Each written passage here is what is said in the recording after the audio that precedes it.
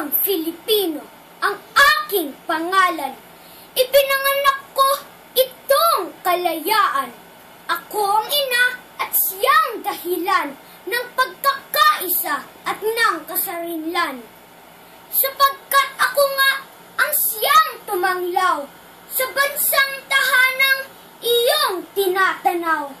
Katulad ng inang sa iyo ay ilaw, nagbibigay sigla't buting sumasaklaw. Ako rin ang ama at naging haligi ng mga sundalo at mga bayani. Sa digmaan noon, sa araw at gabi, ako ang sandatang nagtaas ng puri. Pagkat akong wika, ang lakas mo tuwa. Ako'y lakas nitong bisig mo at diwa. Sa pamamagitan ng aking salita, ligtas ka sa uring luksong masasama.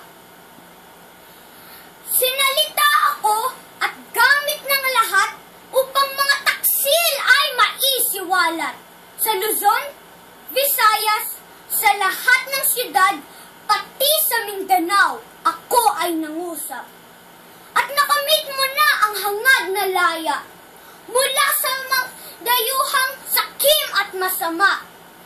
Dilim na sumakop sa bayan at bansa, dagling lumiwanag, pintig ay huminga. Wikang Filipino, ginto mo at hiyas, panlahat na wika, saan man bumagtas. Ilaw na maalab, sa dilim ay lunas, at lakas patungo sa tuwid na landas. Ako'y wika ni Kiko Manalo.